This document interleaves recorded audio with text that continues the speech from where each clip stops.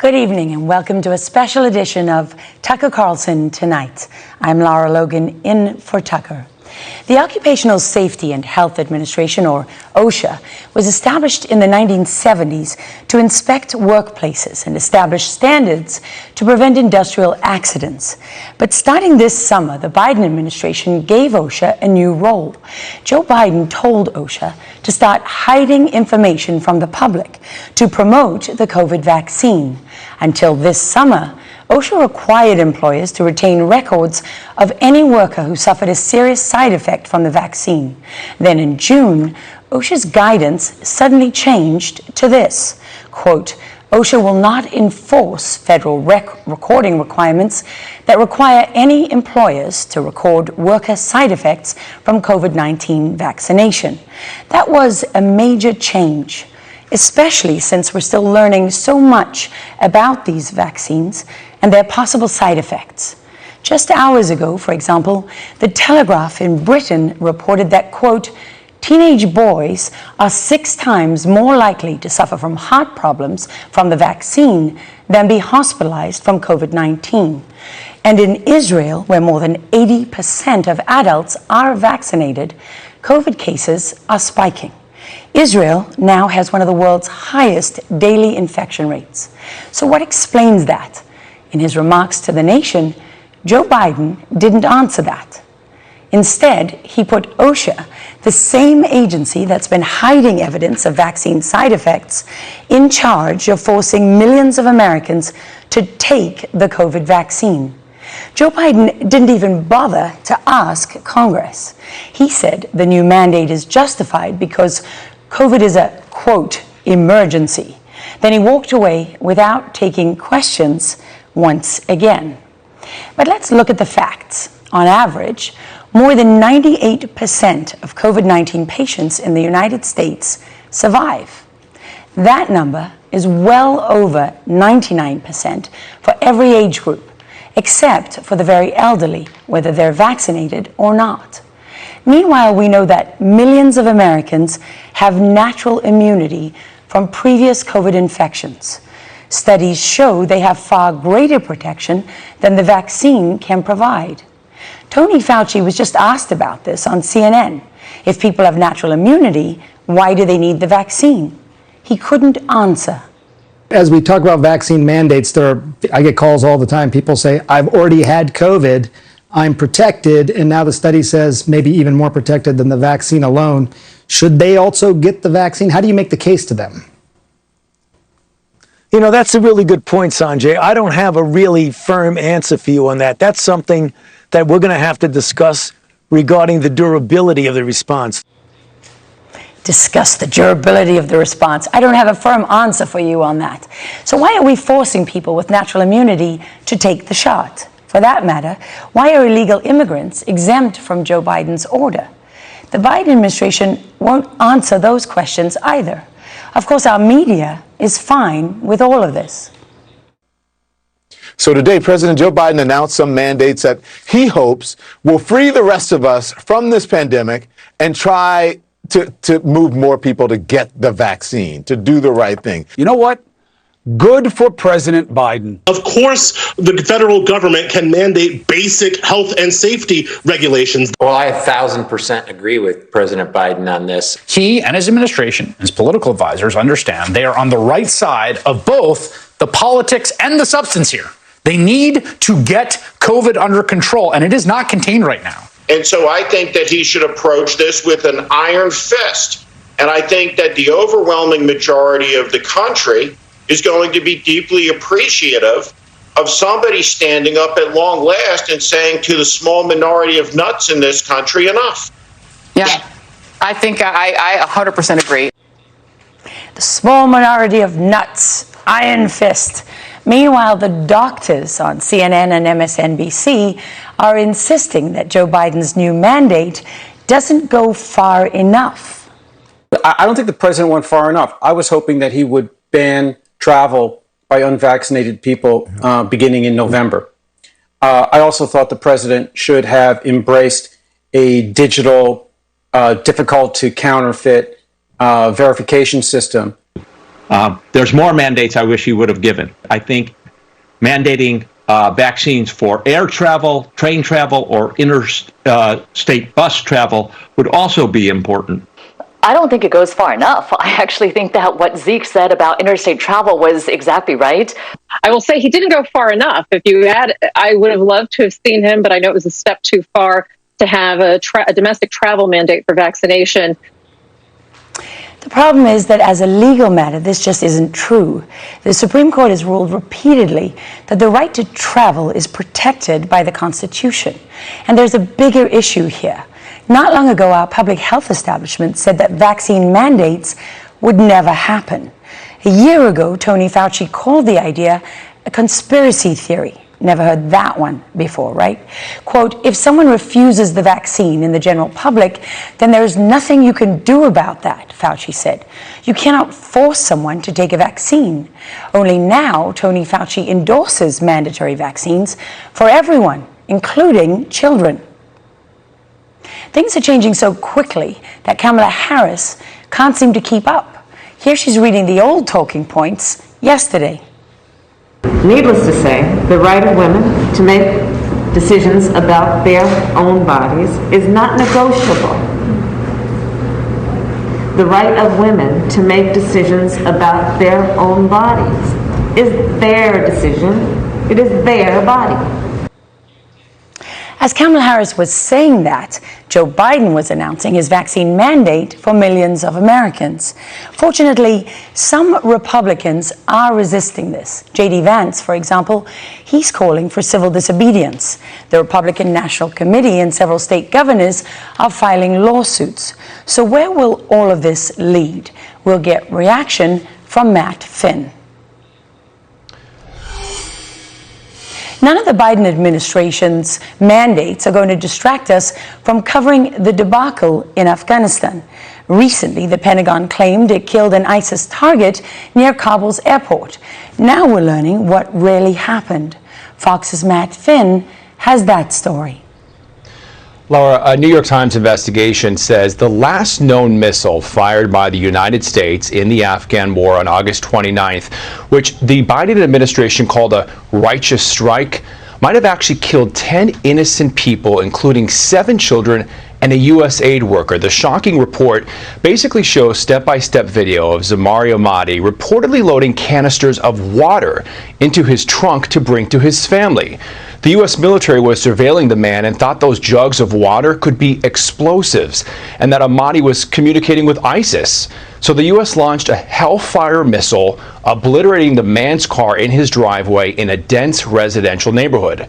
Military officials said the drone strike might have killed 3 civilians, but the New York Times now tallies 10 innocent people killed. Army General Mark Milley said the strike was valid because there was reasonable conclusion that there were explosives in the white Toyota and that the U.S. had very good intelligence that ISIS was planning some type of vehicle attack.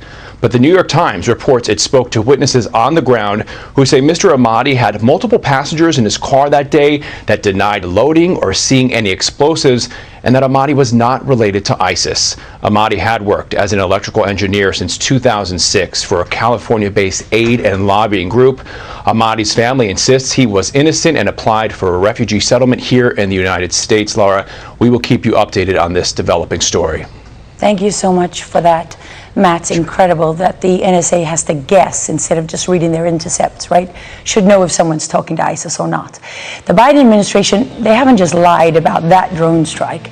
They've lied about every other aspect of the war in Afghanistan, including the botched evacuation from Kabul, and we have the evidence. That's straight ahead on this special edition of Tucker Carlson tonight.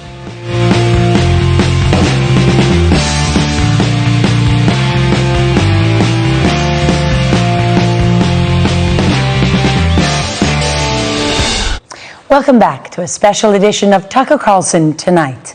It's hard to believe that it's been more than 2 weeks since 13 American service members and about 100 Afghan civilians were killed by a suicide bomber outside Kabul's international airport. The news cycle and the Biden administration, well, they want you to move on. And in many ways, they're doing everything they can to make sure you do. They use COVID and vaccine mandates to distract from the chaos that they've created. But we all remember the scenes they want us to forget. Afghans desperately clinging to a U.S. Air Force plane on the airport runway. Afghan mothers passing their children to American soldiers over an airport wall. And videos of the Taliban showcasing their new state-of-the-art military arsenal, bought and paid for by you, the U.S. taxpayer. Everything we saw unfold, it wasn't only preventable, it still is. And worse than that, we allowed it to happen. We're not doing anything to change the outcome here. At any moment, Joe Biden and his officials in his administration could stop this. They can still use their power, diplomatic, economic, security, military. But instead, they choose to blame our allies, many of whom are still there and still fighting. Afghanistan political leaders gave up and fled the country. The Afghan military collapsed, sometime without trying to fight. We trained and equipped an Afghan military force with some 300,000 strong, incredibly well equipped, a force larger in size than the militaries of many of our NATO allies. We gave them every tool they could need. And then you took them away in one moment. U.S. air support, the contractors for the Afghan Air Force, everything. And it's just simply not true that all of these people just gave up and fled the country. The Afghan government forces that the U.S. trained are still fighting the Taliban and other Islamic terrorists, including the Afghan al-Qaeda, in a region just north of Kabul called the Panjshir Valley. It's the last standing province in the entire country that these terrorists do not control. And the Taliban, what they do control is the information flow. They want you to think it's all been conquered, it's all over. While the democratically elected head of the country, Amrullah Saleh, who was vice president at the time the president fled and became acting president, they want you to believe that he, along with all the forces that soldiers in this country have fought beside, and all of our allies there for decades, have not been abandoned by Joe Biden.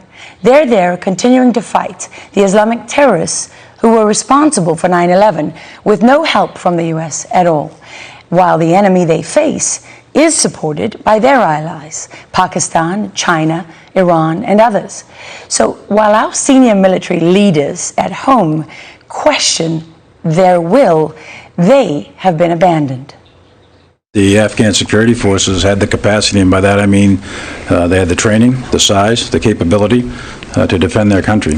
This comes down to an issue of will and leadership. And no, I did not, nor did anyone else, see a collapse of an army that size in 11 days.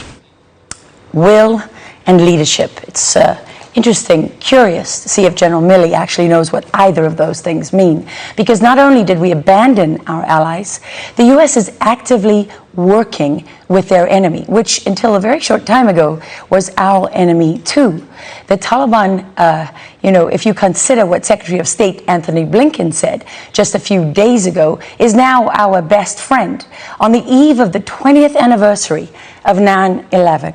Think about that, the 20th anniversary of 9/11. Is this how you want your leaders to speak about terrorists who killed thousands of Americans? Our engagement with the Taliban and with a government, interim or long-term, will be for purposes of advancing the national interest, advancing our interests, the interests of our partners. We have and we will find ways to engage the Taliban. The nature of a Taliban-led government's relationship with us, with the international community, will depend entirely on its actions. How is turning a terrorist group into a nation state in the interests of the United States? That's a question that just isn't asked. And yesterday, a spokeswoman for Joe Biden's National Security Council, named Emily Horn, well, she praised the Taliban, who've been murdering their way across Afghanistan, for their, quote, cooperation in allowing U.S. citizens to board a commercial flight out of Afghanistan, saying, quote, they have shown flexibility and they've been businesslike and professional in our dealings with them in this effort. They haven't allowed green card holders and our Afghan allies, who are most vulnerable and high risk, to leave. But who exactly is the White House praising as businesslike and professional? It's a question that is worth asking. So we looked into it. Shortly after the Taliban entered Kabul in mid-August, its deputy commander, a man named Siraj Haqqani, who also runs his own terrorist organization known as the Haqqani Network, he put his uncle, Khalil al-Rahman Haqqani, in charge of security in the Afghan capital. So with the exception of the airport itself, which was being secured and operated by U.S. forces, the rest of Kabul and the country is what Joe Biden called behind enemy lines. Well, that was under control of the Haqqani Network. So who are they? Well, according to the U.S. government, the Haqqani Network is a foreign terrorist organization. The United Nations agrees with that. This network has been on the United Nations Security Council sanction list since 2012. And in fact, Siraj Haqqani and many members of his family are among the most wanted terrorists in the world. The FBI has been looking for him for some time. They want him so badly, they put a $10 million bounty on his head and a $5 million bounty on his uncle's head. Well, you know, we've got news for the FBI tonight. If they're still looking for Siraj Haqqani and his uncle, they can look up the address of the Interior Ministry in Kabul, because Siraj Haqqani has been rewarded for his murderous efforts by being made the country's new Interior Minister. And he's in charge of all of the borders and the security. So if you're looking to claim that reward, perhaps you'd want to donate it to the Taliban's humanitarian crisis, because that's the excuse that the U.S. is using to send, yes, you guessed it, more of your tax dollars to terrorists. These people aren't on these lists for no reason. They've killed people. They've killed a lot of people. Many of them U.S. soldiers, hundreds by some conservative estimates, also hundreds of NATO forces. They've killed thousands of Afghan civilians, and according to most estimates, more than 10,000 Afghan soldiers and policemen. So it might surprise you to learn that these are the very same people the Biden administration turned to for help in the last desperate days of the evacuation that they handled so poorly. The Biden administration actually asked the terrorists of the Haqqani Network to secure safe passage to the airport for U.S. citizens and green card holders. One source told us there's no way that the commercial flights with American citizens that just left Kabul airport could have done so without the coordination and approval from the Haqqani Network, which is also illegal under U.S. law, negotiating with and speaking to and supporting terrorists. But is it any wonder that 13 Americans and so many Afghan civilians were killed at that airport when that's your security partner? It doesn't seem to bode well for the future of counterterrorism operations in Afghanistan, because, as you will remember, the very same people are the ones the Biden administration says are going to help the U.S. as a counterterrorism partner. General McKenzie has so much confidence in these people who've been killing Americans for the last 2 decades that he said we're sharing information with them now, too. The other thing we do is we share versions of this information with the Taliban so that they can actually do some searching out there for us, and we believe that some attacks have been thwarted by them. And then we also use the Taliban as a tool to protect us as much as possible. We share a common purpose. As long as we've kept that common purpose aligned, they've been useful to work with. They've cut some of our security concerns down. a common purpose with terrorists. It's just hard to believe that we even got to this point. And now tonight we can confirm that there is one type of intelligence the U.S. has left behind in the hands of the Taliban. This is the biometric database and the scanners that come with that capability that are called interagency identity detection equipment. There are multiple reports of these devices being used not by the U.S. in Kabul when people were boarding those planes, but by the Taliban and the Islamic terrorists that they work with at the checkpoints that we were sending our American citizens and vulnerable Afghan allies through to get to the airport to try to leave the country. Sensitive biometric data like iris scans and fingerprints of every single person who worked with American and NATO forces. These are people the Taliban consider collaborators, and those devices enable the Taliban and Al-Qaeda to hunt them down anywhere. They can find anyone who worked with and for the U.S. or the Afghan government, or anyone who believes in the idea of freedom. They can find them anywhere they are. These individuals are the ones who are relying on us, who turned to us to help after we turned and relied on them. We don't have to imagine what their fates will be. Keith Rose is a former member of the intelligence community, and he joins us now with a lot more information on these devices and what it means for them to be in the hands of terrorists. Keith, what do you make of all of this? Laura, it's really unfortunate because Tajmir Jawad, who is running a large suicide network, is reportedly working with Siraj Haqqani, using the information off these devices to track down our intelligence assets and informants. They have, by report, the names of all the folks that helped us from 2002 to 2021, and they're using that information from these biometric devices to hunt them down, find their houses, and locate them. So Keith, you're somebody who actually knows Siraj Haqqani. There aren't many Americans who can say that. He once called you, if I recall correctly, you said to me that he referred to you as a very bad man. Tell us about him and the Haqqani network. Siraj Haqqani is the terrorist version of Tony Soprano. With Siraj, it's always about the money. In fact, Siraj just today, or actually earlier today, like you mentioned, was in the northeast corner of Kaya Airport on the second floor of the Ministry Interior building having a meeting, and he told all the press, the friendly press, that they couldn't take his picture because he's done so many bad deeds. He's still concerned that the Americans will come after him. But as you mentioned, he's going to be there tomorrow, so maybe you and I could split the reward, because I know the Department of State has a $10 million reward for information on where he is, and my understanding is he's going to be on the second floor. Well, and there's certainly a lot of Afghans who could use that money, right? Because although American citizens are, slowly being able to leave the country, and we're praising Haqqani, where does that leave green card holders and Afghans who have worked with the U.S. or Afghan Special Operations Forces who were fighting right up to the last moment? Well, that information on those scanners give their addresses. It gives all their information because that's how they were paid.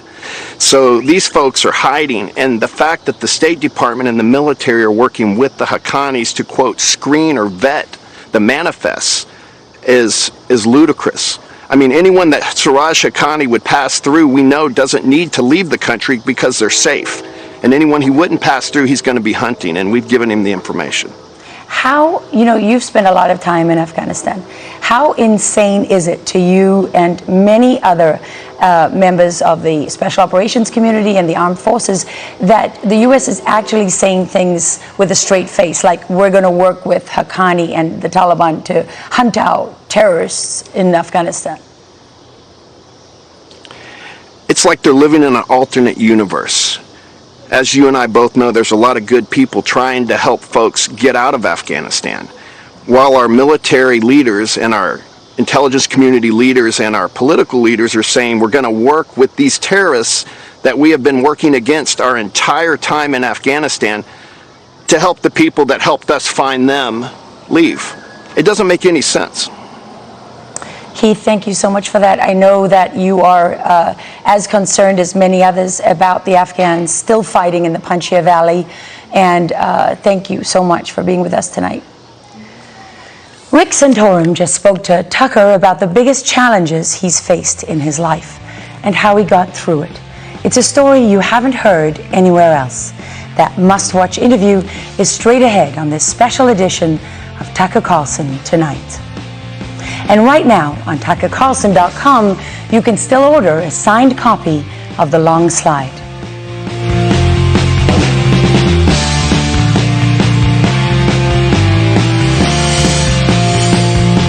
Santorum served as a senator from the state of Pennsylvania for more than a decade. He then became a political commentator.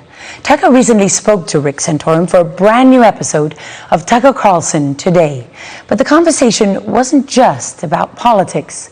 Rick Santorum shared a deeply personal story about the most challenging moment in his life. Here's part of the conversation. Couples find out that their child is disabled and they don't want their child anymore. And it was stunning to me that she would make that admission, that we would cull the ranks of the disabled. And so that was a central part of my debate. And so I got up and I said, I have many stories, but one was, I said, my wife at the time, Karen, was 19 weeks pregnant. I said, I have a sonogram schedule. We have a sonogram schedule for next week at 20 weeks. And, I don't know whether my child's going to be healthy or not. But if my child is somehow not healthy, I'm not going to kill it. Why would I kill my child just because my child has a medical problem? I mean, you love the gift that God gives you for however long God gives it to you. And that happens with all of our children. We don't know how long we're going to have our children, how long we're going to be alive. You're going to make me cry. Right? No, that's and right. so I say that, and a week later we have the sonogram, and we're sitting there, and this sonographer is going over this one spot on the sonogram and drops the wand and says, I have to get the doctor. Doctor comes in, does it, and he looks at me. This is cold as I can ever remember. He looks at me and says, your son has a fatal defect and is going to die.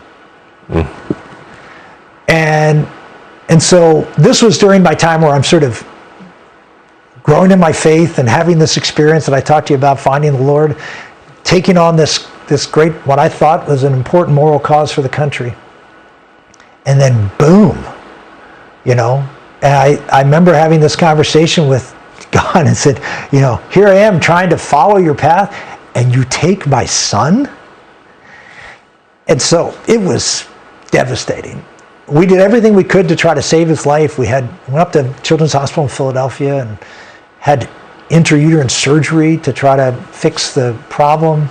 And Karen got an infection and delivered our little boy. He lived for 2 hours. And I thought, what are you doing? Why are you doing this? And it's just, God, why? All the greatest question everybody who goes through tragedy is why? Why did this happen to me? And what happened, my wife, it wasn't me, it was my wife who made it all come together. Every time we got pregnant, Karen would keep a diary to describe the pregnancy so she could share it with the kids and say, oh, this is what it was like, and to share these notes. That was, she was a neonatal intensive care nurse, so she always, pregnancies were just a really joyful time, and she would keep notes, and she was keeping notes about our son, so she kept writing these letters to him. Hoping someday he'd read them. So she wrote these letters, and at the end, when she died, she kept writing because it was her way to just get this stuff out. So she wrote this, and her mother read it, who had lost a child 50 years ago, and from a SIDS death, and it just broke her up. And she said, "You have to publish this. You have to publish these letters." And so anyway, eventually, a little Catholic publisher published it, sold out 25,000 copies, and it's still around. But it's called Letters to Gabriel. Oh, what an unbelievable story.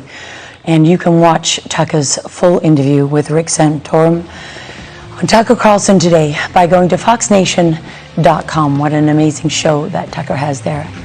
Vaccines aren't mandatory at the southern border. Illegal immigrants are still streaming into this country, and we're now learning that the situation at the border has just deteriorated substantially. That's straight ahead.